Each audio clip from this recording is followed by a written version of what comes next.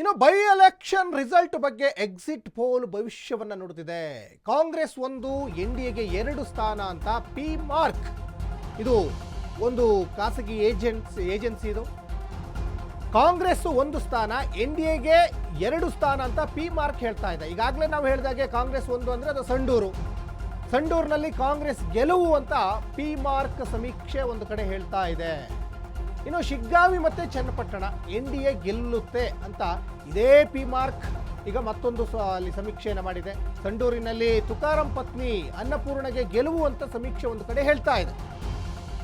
ಇನ್ನೊಂದು ಕಡೆ ಸಂಸದ ತುಕಾರಾಂ ಪತ್ನಿ ಅನ್ನಪೂರ್ಣ ಗೆಲುವು ನಿಶ್ಚಿತನ ಹಾಗಾದ್ರೆ, ಶಿಗ್ಗಾವಿಯಲ್ಲಿ ಬೊಮ್ಮಾಯಿ ಪುತ್ರನಿಗೆ ಗೆಲುವು ನಿಶ್ಚಿತನ ಹಾಗಾದ್ರೆ ಅನ್ನುವಂತಹ ಒಂದಿಷ್ಟು ಚರ್ಚೆಗಳು ನಡೀತಾ ಇದ್ದಾವೆ, ಒಂದಿಷ್ಟು ಬೆಟ್ಟಿಂಗ್ಗಳು ಕೂಡ ನಡೀತಾ ಇದ್ದಾವೆ. ಒಟ್ಟಿನಲ್ಲಿ ಈ ಅಭ್ಯರ್ಥಿಗಳ ಮತ್ತು ಅಭ್ಯರ್ಥಿಗಳ ಪರವಾಗಿರುವವರ ಒಂದಿಷ್ಟು ಎದೆಬಡಿತ ಜೋರಾಗ್ತಾ ಇದೆ. ನಾಳೆಯ ರಿಸಲ್ಟ್ ಏನಾಗ್ತದೆ ಅಂತ, ಯಾಕಂದರೆ ನಾಳೆ 12 ಗಂಟೆ ಹೊತ್ತಿಗೆ ಒಂದು ಪಕ್ಕಾ ಚಿತ್ರಣ ಬಂದ್ಬಿಡ್ತದೆ.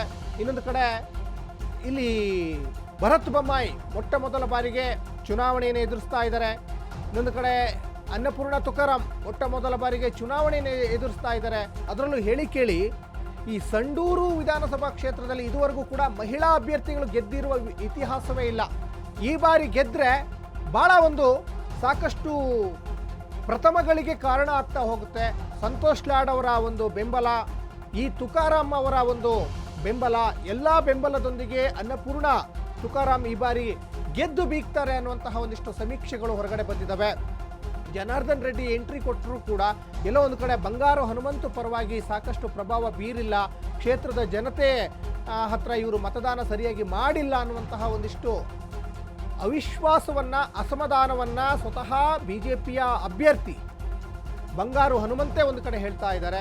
ಹಾಗಾಗಿ ಈ 3 ವಿಧಾನಸಭಾ ಕ್ಷೇತ್ರದಲ್ಲಿ ಒಂದು ಕಾಂಗ್ರೆಸ್ ಸಂಡೂರು, ಮತ್ತೊಂದು ಕಡೆ ಶಿಗ್ಗಾವಿ ಮತ್ತು ಚನ್ನಪಟ್ಟಣದಲ್ಲಿ ಎನ್ಡಿಎ ಅಭ್ಯರ್ಥಿ, ಶಿಗ್ಗಾವಿಯಲ್ಲಿ ಭರತ್ ಬೊಮ್ಮಾಯಿ, ಚನ್ನಪಟ್ಟಣದಲ್ಲಿ ನಿಖಿಲ್ ಕುಮಾರಸ್ವಾಮಿ ಗೆಲ್ತಾರೆ ಅನ್ನುವಂತಹ ಒಂದಿಷ್ಟು ಚರ್ಚೆಗಳಾಗ್ತಾ ಇದ್ದಾವೆ. ಸಮೀಕ್ಷೆ ಅದೇ ಹೇಳ್ತಾ ಇದೆ.